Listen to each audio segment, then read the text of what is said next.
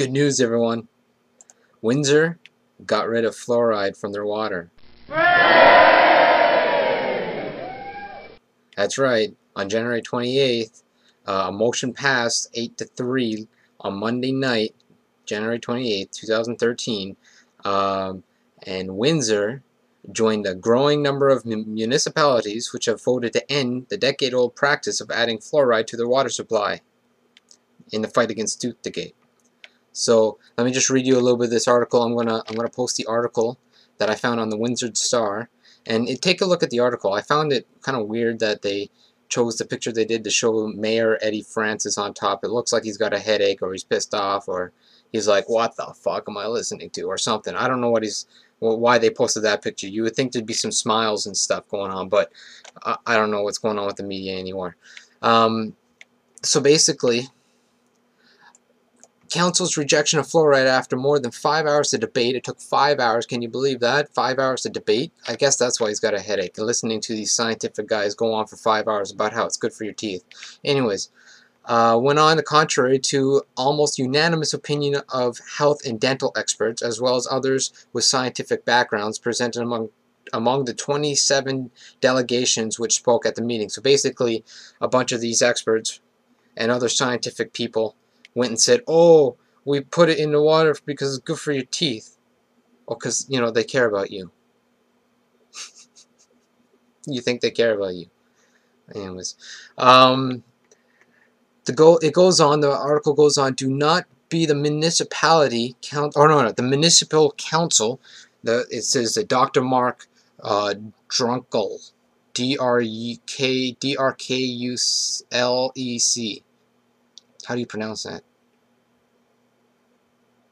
I'm not even going to try. Dr.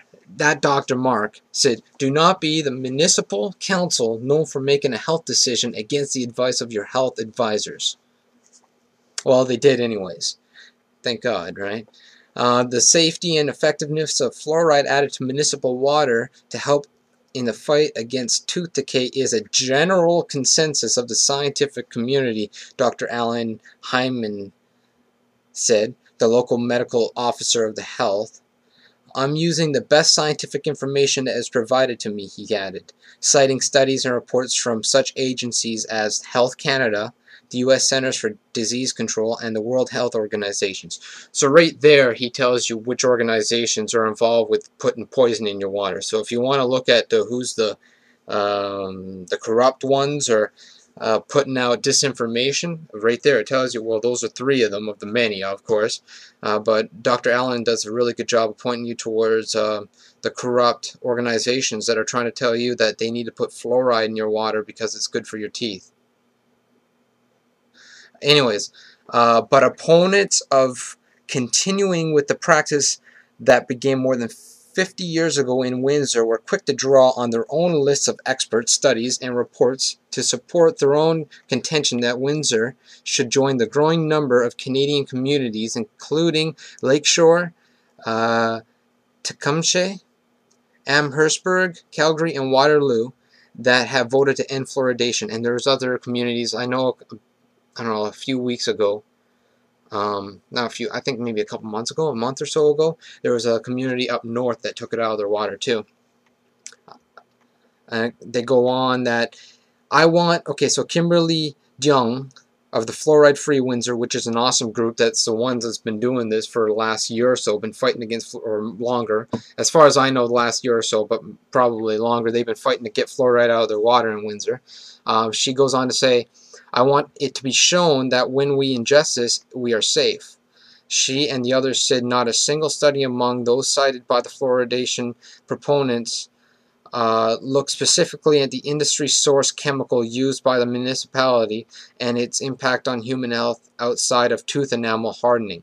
So basically they're saying that, you know, your studies are bullshit, which is, I mean, you got to understand, these organizations are known for making, you know, botching studies and fabricating lies and fabricating studies and putting whatever they want to get across to come across. I think it's aspartame was one of the main ones that they were caught lying about and showing that, you know, it was dangerous, but then they were like botching the studies to show that it wasn't or whatever. I mean, they have their ways, you know, manipulating the scientific method to get whatever their agenda is that they want to get across, right? It goes on that the chemical that they use, hydrofluoric acid, would be illegal to dump in the environment and represents the only chemical we're adding to our water for mass medication. It's the only chemical for mass medication. So, I mean, it's like the whole idea of you actually think that the government loves you that much that they're going to put a chemical in your water to make your teeth harder? Does that make any sense? I mean, seriously. That doesn't make any sense. That the government loves you that much, that they're going out of their way, and it's costing your city thousands and thousands every year, by the way. I think it costs them $160,000 around that every year just to fluoride their water. So that's money they're saving every year. So this costing them that much because they love you, and they love your perfect white teeth too. That, I mean, that does make, to me, like, why not? If they cared so much about us, then don't you think that the government would make it, like, mandated that they put vitamin C and vitamin D in our water, like put vitamins, nutrients, minerals and stuff, instead of these harmful chemicals that we know are like a byproduct of, I think it's mining. What is it called? Fertilizers and aluminum mining or something like that. I'll have to look up the actual data because there's so much data, it's hard to remember everything all the time, especially when you're not super smart, right? And you've been drinking the fluoride. And so yeah, basically this is awesome news, and everyone should be happy about this and support these types of organizations. I've already sent them an email asking them to give me some suggestions about how to start a group like this in Oshawa to get, and Durham, to get the fluoride out of the water in Oshawa and Durham as well, because I've been banging into a lot of people that are starting to know about this type of thing and starting to understand that, you know, it's dangerous. I mean, this stuff is, and it's obviously dangerous. I mean, there's mountains of evidence, right? So the whole idea is that I want to see what worked for them. So I sent them an email, and hopefully they reply back to me, you know, in the next, you know, as soon as they can or whatever, and let me know, like, how did they do this? Because I know they've been doing it for a while. I mean, it's taken them a while, because I saw videos from a year ago of them at City Council talking about this whole message about, you know, getting fluoride out and whatnot. So I know that they've been on this issue. This organization's at least a year old. I haven't done too much research on it because I've just been so busy with trying to get the website looking cool and other stuff, like all this boring stuff. Not really boring, it's pretty cool stuff. But anyways, so I've contacted them. Hopefully I get an email back and I'll update that. I'm gonna, you know, there's gonna be a campaign about getting fluoride out of Oshawa and Durham region water, and then also I'm gonna try to link it towards Toronto and getting the water out of Toronto, or getting the fluoride out of Toronto's water too, because I know there's a lot of organizations there, and then they had Toronto had an event or a meeting, a council meeting last year where there was hours and hours of debate, and then they ended up keeping it in, which is ridiculous. I mean, how can you sit there and listen to a debate about fluoride for hours and then keep it in? I mean, you know, people are, I don't know what's wrong with, like, a lot of these politicians, because it's so obvious. I mean, once you start getting into it, it's so obvious what they're doing. I mean, these are the type of things that people really need to start listening, reading up on, and trying to inform themselves, and knowing about these crazy ideas like eugenics and water fluoridation and GMO, genetically modified organisms, and chemtrails and weird black ops, and why is this type of stuff going on, you know, and how much money is being put into it. Because I noticed that a lot of people are, a lot of it, the whole world runs on money right now, pretty much. Death and money. Money and death, that's what we worship. And a lot of people are only concerned about money. So I'm thinking that if people start realizing how much money is going into all these secretive programs, or going towards people that don't deserve it and shouldn't have the money. I mean, for instance, today I was looking, I'm going to do another video about this, but I thought it was interesting that you look up the top 200, the richest 200 people, right? And you get an article from Bloomberg or whatever, and the top 2 people is some Mexican. I'm not racist, by the way. I'm just saying he's some Mexican telecommunications guy. He's 70-something years old, and he's worth like $90 billion. Or so. Here, hold on. 200 richest people. Okay, so if you type in 200 richest people, you get the world's 200 richest people, and the top one is a Mexican guy named Carlos Slim, if that's his real name, and his net worth is $77.5 billion, and it's a communications industry in America called America Mobile. And then the second one is Bill Gates at $64.4 billion, and we know that he's Microsoft. He owns Microsoft, and he's 57 years old. What I don't understand, and maybe I'm getting something wrong here, but how can this guy be the richest person in the world? I mean, what about the Queen? What about like the politicians that have been making cartels? How about the people that own the banks? I mean, the people that own stacks and stacks and stacks of gold reserves, like trillions and trillions and trillions, and they're trying to tell us that Bill Gates and this other Mexican guy and like a list of, the guy from Facebook or whatever are the richest people in the world.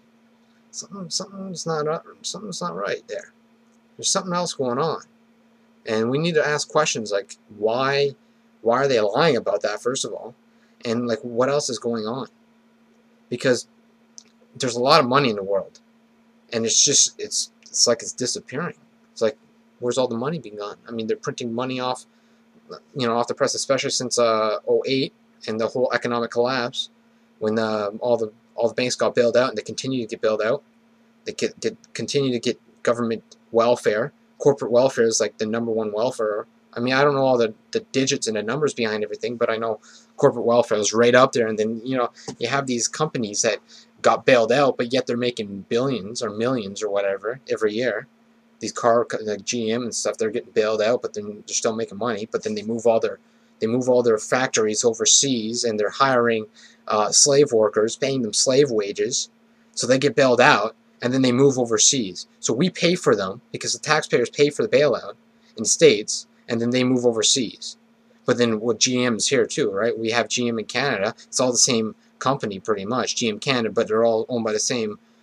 They're all intertwined. So you have these companies shutting down factories in Oshawa, but they're being bailed out in the States, and then they move overseas. So what's going on here? And then they're trying to tell me that Bill Gates is the richest person in the world, or that Mexican guy is? That doesn't make any sense. How about the Rothschilds? How about the Rockefellers? How about the real people that own all the wealth and been doing all this stuff and doing all the eugenic sciences and really been doing all this corrupt stuff? Anyways, I gotta end it there because I could go on. We're gonna go on and get really into detail about all that, but I just thought I'd talk about that quickly. The fact that is one battle won. That is a battle won in Windsor, and I find it funny that they have that picture of him. If you look at the site, I'll put the link on the bottom. He looks like this, and he's got like he's tired, and he's drinking bottled water, which probably has fluoride in it, but either way, he got rid of fluoride in Windsor, which is awesome. Oh yeah, to go on, I also emailed Oshawa City Council, and I'll read you the email, and I would I invite you, and I would, please, I'd like to invite you, those are the proper words, I believe, to also email them about this whole fluoride issue. And you can use my links if you want, or find your own links or whatever, but the more people that email Oshawa City Council, the better, because they're banning people. And we're gonna get into this, again, and there's someone that got banned, one of my activist buddies. I don't know if I should say his name or not, because he's still doing stuff behind the scenes, I guess. And they ban him, right? So the thing is that we can't just let these guys ban people. Because what happens when, there's no opposition? That doesn't make any sense. There's no democracy. Some guy shows up, he doesn't like what he's saying, and they're just banning him for no reason. I mean, I've asked them for a reason, and they haven't given me one yet, so I guess we'll find out if they do. So anyways, the email that I sent them, I said, hello there. Oh no, that's the wrong email. Hold on.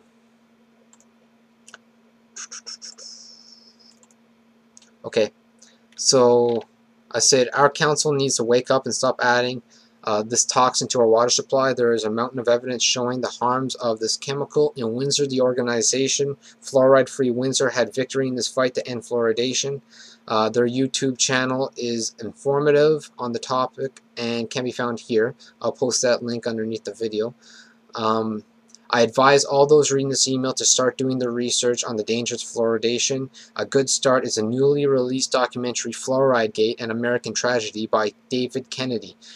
It can be watched online in full, and I'll post the email, or I'll post a link to that video underneath here. And then some other organizations that deal with this topic are fluoridealert.org, cof-cof.ca, nofluoride.com, and fluoridefreewindsor.com, and there's lots of other ones, but those are just the 4 that I started off with. I also said that choose not to be ignorant on this issue, do the research, and learn the truth. Choose to be on the side of humanity, on the right side of history. This is just one of the many issues that will need to be dealt with to preserve our city's future. I am more than willing to send more information on this topic if asked. Please feel free to contact me. So that was kind of the email that I sent them. I also asked them about banning and how come they're banning people. And I invite you to do the same. Send some emails to them. Go ahead, bug them. I'll put their names. How about that? I'll put all their contact information under this video to contact all the people in Oshawa, City Council, the mayor, the clerks, and even if you don't want to talk to them about fluoride, just send them an email. Ask them stuff. See what happens, and let me know what happens. You guys can always contact me over at BrainFeed, info@brainfeed.ca. That's a good way of contacting me. So you can let me know what happens, and ask them some questions and see what they think about things, because we need to start asking questions. That's the most important thing. Taking local initiatives, meeting people, talking to people, bringing people together, trying to bring awareness, information, and those are the type of things that we need to concentrate on, and asking questions, because that's where you find more understanding, because you can't find understanding if you don't ask questions, because then you just don't want to know, right? So the thing is like, don't be ignorant, because we're not here to be ignorant. We're here to build ourselves, build character. So ignorant is not stupid. Ignorant is not knowing the information. Stupid is just, stupid. I guess that's hereditary, or maybe not. I don't know. I guess stupidity is an IQ thing, and that could be caused by nature versus nurture. But that's not the point. The point is that ignorant means you don't know what's going on, and people need to know what's going on. And there's more than enough ways to find out what's going on. So if you choose not to know what's going on, then that's your choice, and then you have to lay in that bed. But we're in a time in humanity where we need to know what's going on, and we need to take action and become involved in the whole machine, and involved in what is taking part in our communities, our local communities, our provincial, national, our global community. I mean, we really have to come together and start talking to each other about serious things, and I hate to break it to you, but the Leafs losing 3 games in a row ain't fucking serious. What's serious is them putting poison in your water. That's what's serious. So, I mean, I'm not trying to, there's a balance for everything. If you want to enjoy a Leaf game, that's fine, but we need to wake up here. And once you wake up, you got to do something. You can't just wake up and lie in bed. You got to wake up and say, maybe relax and be like, okay, I'm awake, and then do something about it. And that's the thing. We need to start doing stuff about it. And the only way we can do stuff about it is by talking to each other and coming together and organizing some sort of action. And that's what needs to happen. And that's what I'm going to be focusing on for this year, in summer and stuff. So I'm not, like I said in my other video, like one of my first videos I posted, I'm not lying. I'm not here to lie to anyone about nothing. I got no point. Like, I'm not trying to sell you anything either. I'm trying to add some awareness. And I'm going to do it the way I know, which is just me, right? So one day I might get up here, I might be happy. One day I might be mad or sad or whatever. Right now I'm pretty happy because Windsor took the water out of their system, out of their water supply, or took the fluoride out of their water supply system. And I want to do that here in Oshawa, and I think we can do it. I think if we actually work together and we apply some sort of force, not a violent force, but a force. I was listening to Mark Passio earlier, and it got my brain thinking about the difference between violence and defensive force. Because force can be violent if it's aggressive. So, like, if I go up to some person and punch him, that's a force, and it's an aggressive force. But if I punch him and he punches me back, it's a defensive force. So that's not really aggressive. That's a defensive force. So, I mean, we need to act in a defensive way. So Mark Passio, by the way, he knows his stuff. If you guys look up Mark Passio, what's his? Let me just quick plug. I'm gonna start plugging more people because I've been getting connected to all these different people that know their stuff, man, and they're amazing. Passio. Yeah, it sounds just like how it sounds. Mark Passio, Passio. His website is whatonearthishappening.com. That guy really knows his stuff. He's been doing a lot of interviews. I was listening to an interview earlier and really got me thinking. So, if you're, that's the type of stuff that we need to start, getting into, people. It's like, get the fluoride out of our water, stop watching TV, stop eating the GMO foods, and start trying to, like, meditate and figure out what's going on, and communicate with each other.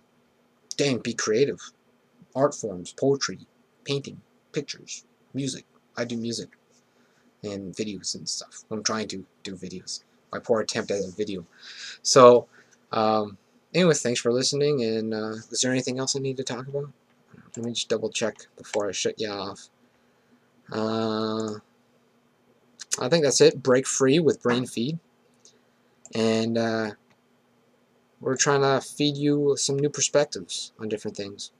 Not necessarily the right one or the truthful one or whatever, just different perspectives. We're just going to talk and try to find a path because things are getting awful.